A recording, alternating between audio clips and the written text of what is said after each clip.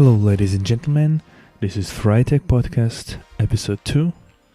Today we're discussing new iPad Pros 2018. Apple is blowing out of the water top chip manufacturers. We'll also talk about AirPods 2. And software is still limiting factor on iOS devices. Let's jump right into it.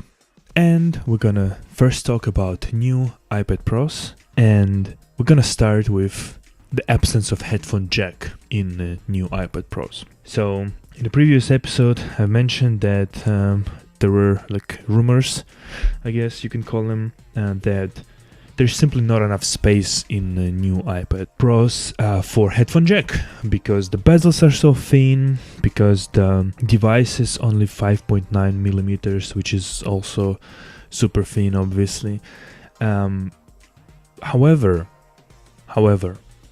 if you go to iFixit teardowns of both 11-inch and 12.9-inch, you can actually see that there might have been space for 3.5mm jack. This is slightly disconcerting, I would say. It's slightly annoying. I would also say that Apple preferred to kind of leave the space, basically, instead of, if there was very limited space, try to squeeze the headphone jack in it, or just try to redesign a little bit their internal logic boards to accommodate basically 3.5mm jack. Because in my estimation, these devices are used by musicians quite a lot, or at least it is definitely a market for Apple.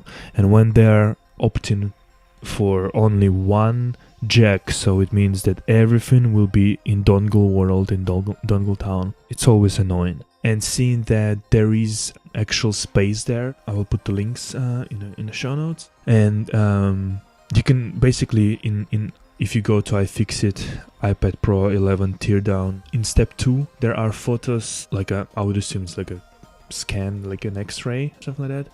And you can see on one side of the top part of the iPad, on the right side there is a camera, and there's a space for the camera basically and everything. You can see it pretty clearly there. And on the other side there is quite a lot of empty space, and this empty space annoys me a lot because you can clearly see from this picture that there is space there. Yeah, it may be not enough space for 3.5mm jack, protruding inside of the case. Then you need, a ribbon cables and everything connecting.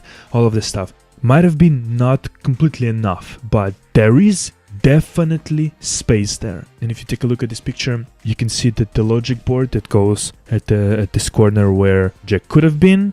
You can see that there are also several places where there is empty space there, and they could have redesigned it probably slightly to include the 3.5 jack, but they didn't. And again, like I mentioned in the first episode, in the case of iPhone, they explained it with water resistance and blah blah blah, which is actually bullshit, because again, Samsung devices have 3.5mm jack and have water resistance at the same IP68, even 68, because iPhone started at 67 rating.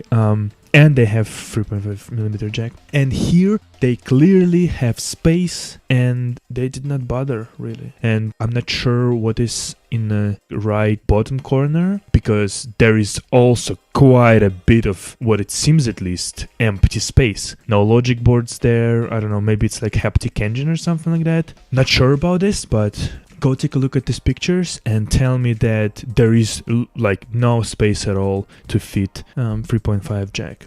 And why I'm so riled up about this port is that some people do have good headphones, and those good headphones connect with 3.5mm jack, and this jack worked for many years.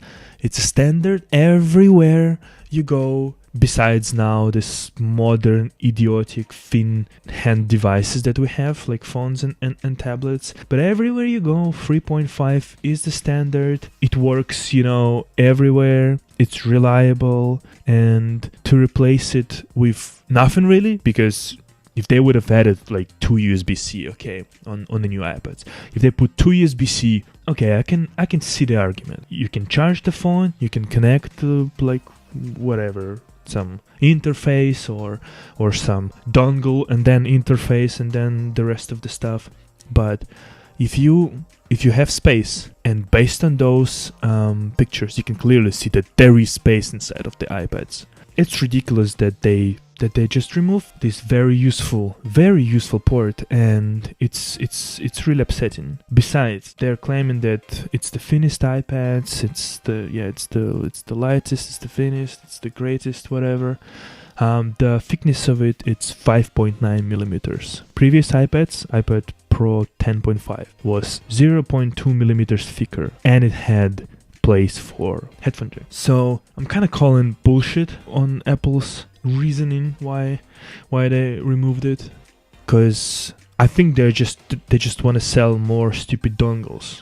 By the way, very funny thing about dongles. Just yesterday, took a look at UK Apple website at the Lightning to headphone jack dongle. It has 1 star, and literally every single comment, if you go and check at UK website of Apple, literally every comment is that it's shit, it looks like crap, it feels like crap, it's crap because people bought like already like 4 of them in a year or something like that. So suddenly you can kind of see what Apple is doing.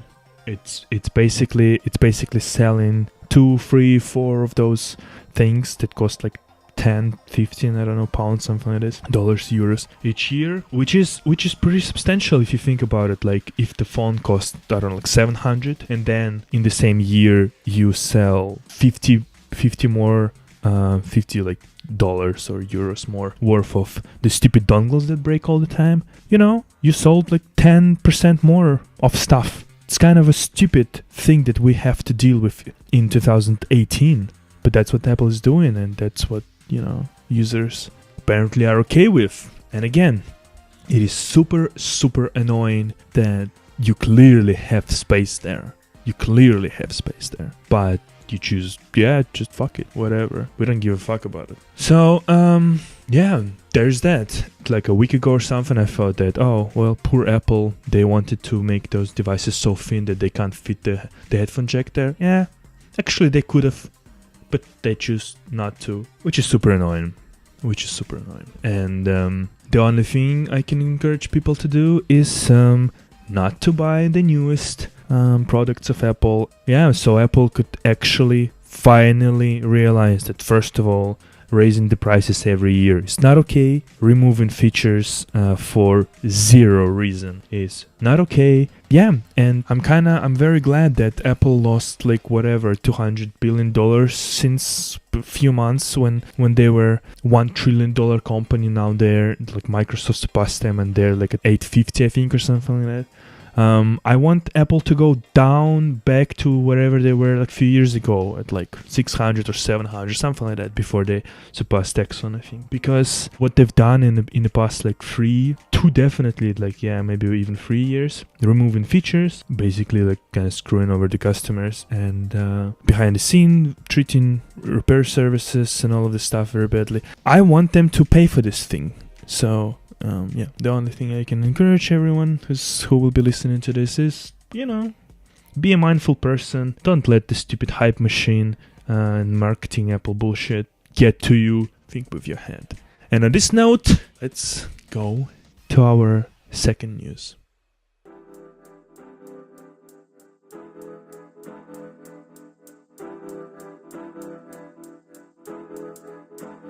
Okay, and our second news is Apple is doing really great with their chip design, with manufacturing really impressive CPUs. It's not really CPUs, it's like system on socket, because it also includes GPU cores and like their neural network and some decoding blocks. Just for the context, right? Just for the context. Apple's newest iPads that we just talked about, and I'm still strongly kind of against them, but just from pure hardware point of view, there is no way I cannot mention them because they're really, really impressive devices. Those hardware that inside of the new iPads is extremely impressive. Why am I saying this? So there is this pretty popular test, Geekbench, right? And newest iPads score around 5,000 in a single score and around 18,000 in multi-core score. For comparison, one of the pretty kind of high-end chips from Intel from the last generation, from 8th generation, which is still probably sits in the computers of like, I don't know, I would guess like 5% of people, something like that. Pretty low number. It scores in single core around 5.5 to 6,000 points, depending on if you do overclock it or not. And in multi-score, because it's a 6-core processor, it scores around 24,000. However, which is very interesting, is that iPad's processor that scores 5,000 runs at 2.5 gigahertz, and Intel's processor runs around 4,000, maybe even more. And mind you, iPads are like what? Probably like 10 watt processors or something like that, and Intel's are 65 on, or in this case 95 watt processor. So basically what Apple has done in the past less than 10 years, 8 to be exact, because they introduced their first chip A4 in 2010. In 8 years, they've done basically 7 times more efficient chip than Intel or AMD for this purpose has come up in 50 years. Because Intel was founded in 1968 and AMD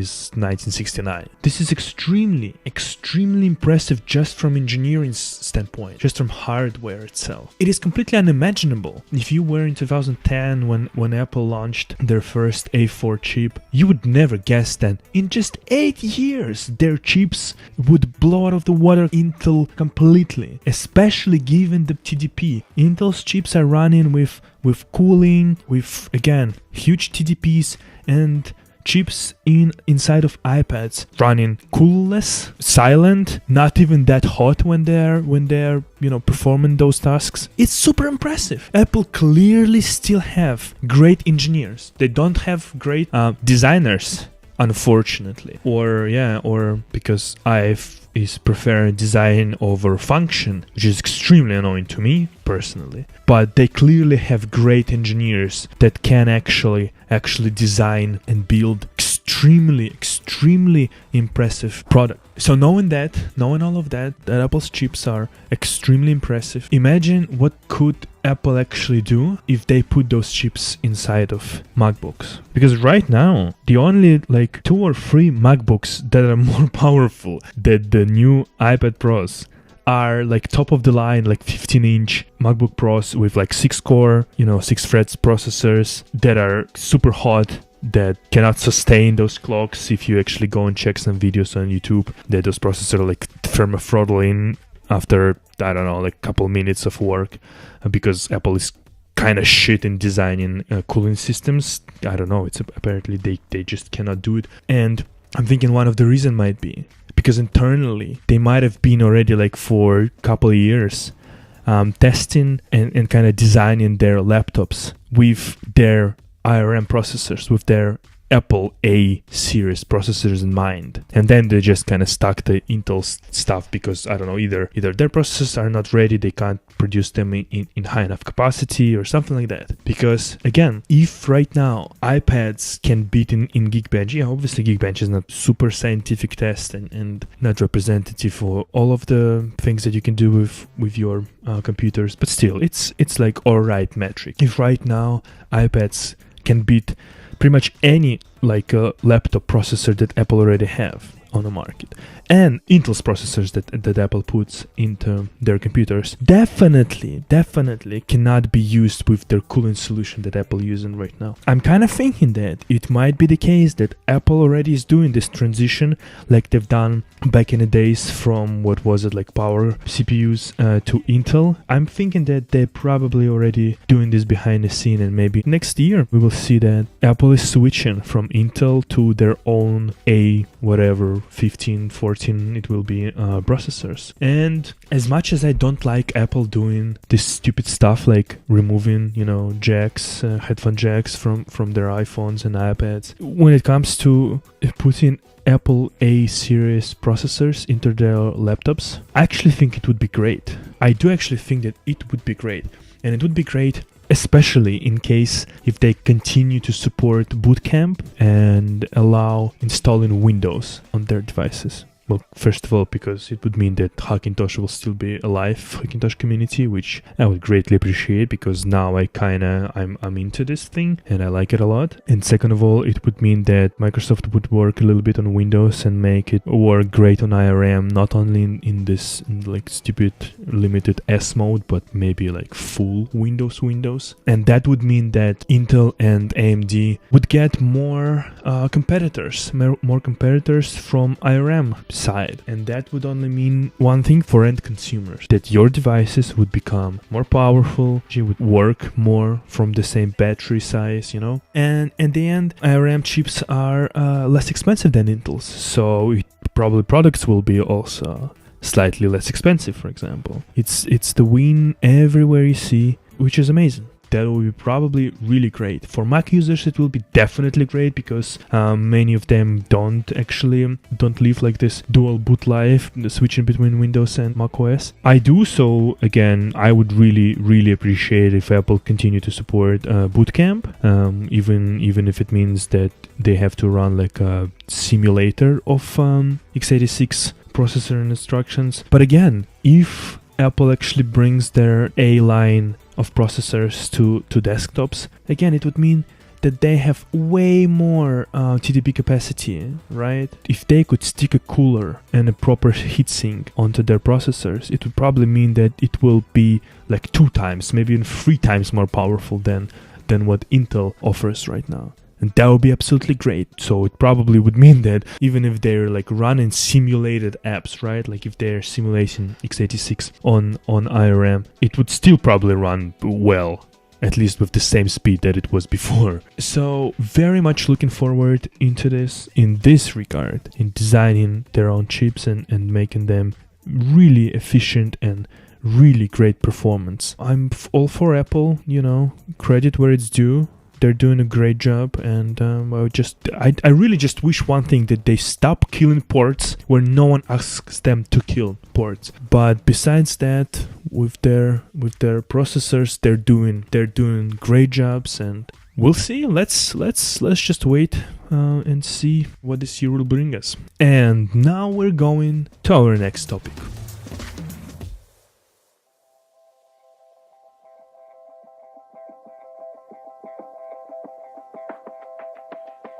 AirPods 2.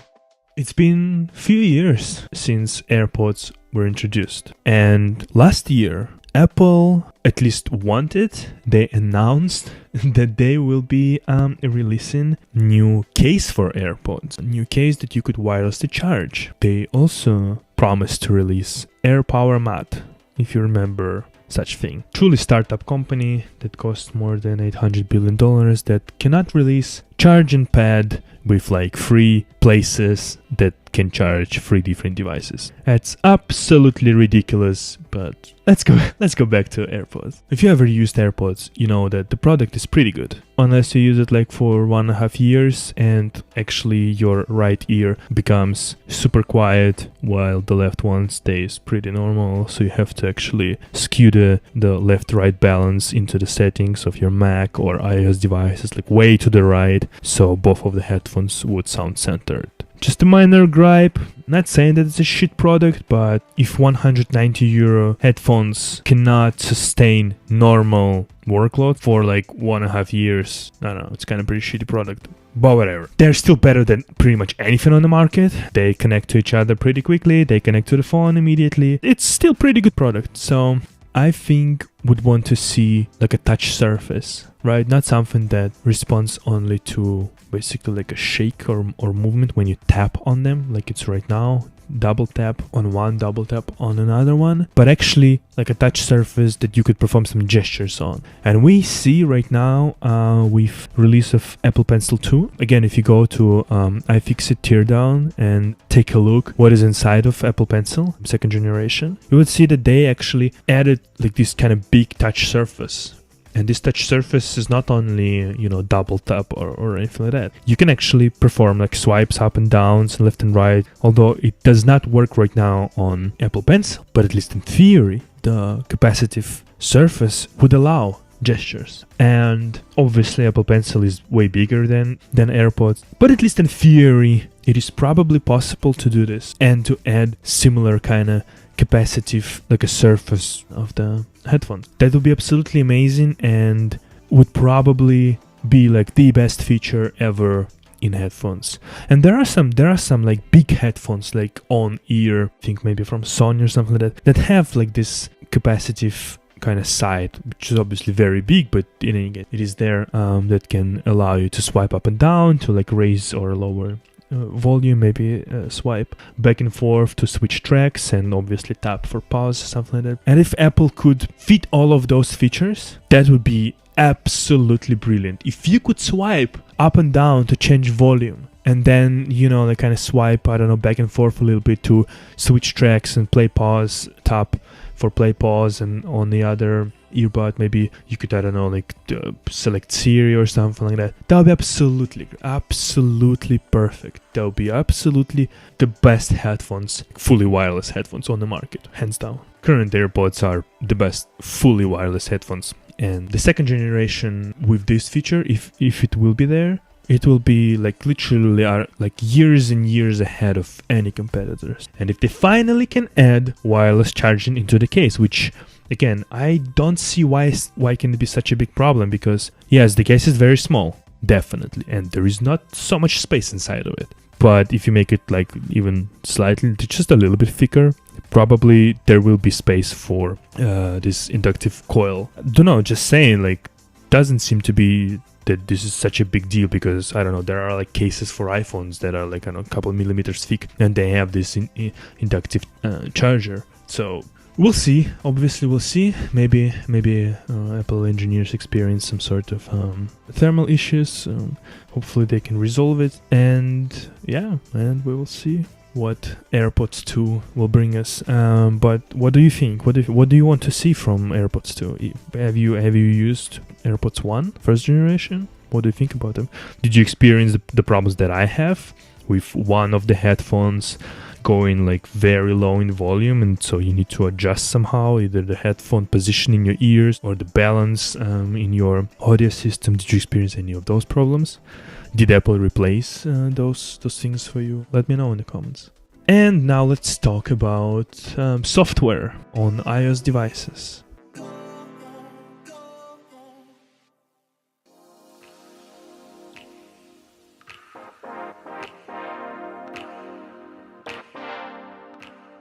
Okay, and now let's talk about the fact that software is still a limiting factor on iOS devices. As we discussed in this episode, the new iPads are extremely powerful, and obviously the new iPhones are also extremely powerful. However, there is this one big elephant in the room, and it is iOS itself. Because iOS devices are plentiful enough power-wise for anything that the software on iOS can offer. Because the software is the limiting factor here. The devices are as powerful as many Macs. However, on Macs you can run several programs like Logic, Final Cut, like open several browsers at the same time. Perform all of those operations at the same time on pretty like low-powered processors from Intel compared to what is right now inside of new iPads. So hardware would not be an issue if only iOS would allow you to do more stuff that it currently allows, or if there would be actually great programs that would actually utilize all of this raw power. Where are great video editors? You have only LumaFusion that is anywhere near to like a desktop class of the application, because performance again on iOS devices, on pretty much any device is good. Like pretty much any, I mean like reasonably talking, like in the past 4 years, 3 years, pretty much on any of those devices, the performance will be great because you're running basically only one app in the foreground. So again, LumaFusion is the only one video editor that I know that is like really capable editor. It's only one. Even on macOS, you can use like Final Cut, Adobe, DaVinci, even iMovie. iMovie, no. Okay, let's not count iMovie. And on Windows, there are even more video editors. What about animation software? Where is After Effects on the iPad? Where is Motion from Apple on the iPad? Where is something like Adobe has this amazing kind of software for like animation, not effects, but animation. I think it's called right now Adobe Animator or something like that. Where are all of those apps on iPad? Because again, the power of the iPad is plenty enough to make animations on it, and it would be great device with Apple Pencil, with great touchscreen, with 120 Hz refresh rate. It's like seriously iPads from this and previous year, they would be absolutely amazing for animation creation. Where are the apps? Where is the freaking software?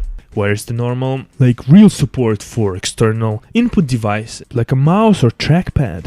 Especially now when you can connect your iPad to external monitor. It's ridiculous to use your iPad, which is basically like a second screen, that you could have like second monitor there, some special like function, special controls, instead of you have to cut basically on the display, instead of using keyboard shortcuts and like a trackpad to, you know, skim and go from place to place. Where is this support? It's hopefully what Apple is doing behind the scenes, hopefully, but since they're always so secretive about everything, it is super annoying because you don't know what is happening. And that's another reason why there is no need to buy like newest, the very latest devices from Apple, in my opinion, because the software is lagging years behind, like literally at least like 2-3 years the software is lagging behind. And until you see that the software is there, you can actually do what needs to be done. There is actually no need to like spend, I don't know, like $1,400, $1,200, whatever, on new iPads, because software is not there, and in a year or two, when the software will be there, those devices will be still plenty powerful enough, but you could buy them not for $1,200, but like for $600 or something like that. So you would save a lot of money, and you would save a lot of money because Apple is not doing what they need to do in software. And obviously it's easy to blame it all just on Apple because they have the power to do it. They have the power to just take their own programs and convert them to iPad versions. But if even they don't do it, like if you think about it, like why should others do it? Although it's kind of bad argument. I would really want to see Adobe not porting Photoshop in 2019 somewhere, who knows when, right? Because for Photoshop you have Affinity Photo right now, or Affinity Designer if you want to go and replace basically Adobe what it was in Design or something like that. There are companies that took care of it, right? But there are other apps that not present currently, or the ones that are present, they are like very limited softwares, and no one is doing anything with this. And it's kind of frustrating because the devices, the raw power is there, and the software is not. For what reason? I have absolutely don't know. If you know someone who works at Apple, like software engineer, I don't know, ask them. Just ask them, like, guys, I can do anything about software? Is there like any plans to do stuff or what? Like, or you're just like fucking around doing, I don't know what, really, nothing. So hopefully it will be solved in 2019. Hopefully, at least from iOS, like operating system perspective, it will be solved in a sense that I'm hoping that they will add like a normal Finder, for example, like a normal ability to connect external drives and then like copy paste some folders into like iPad. Give please some sort of file system structure, so I know that, okay, I copied it to my iPad / I don't know, user / whatever, you know, that would be great. We'll see. That's the only hope, because I don't know, I hope someone at Apple actually thinks with their head and not, I don't know, whatever they're thinking with. So yeah, guys, thanks for watching, thanks for listening. I think for today, for the second episode, that's all I wanted to talk to you. yeah, thank you for listening. Hopefully it was somehow a little bit entertaining for you, and please subscribe, please share this podcast with your friends and family. Just make sure that you tell them that it's a little bit explicit sometimes, so no small kids. 9 years old should go and subscribe to PewDiePie in the meantime. Just joking. I'll see you in the next episode. Take care. Bye bye.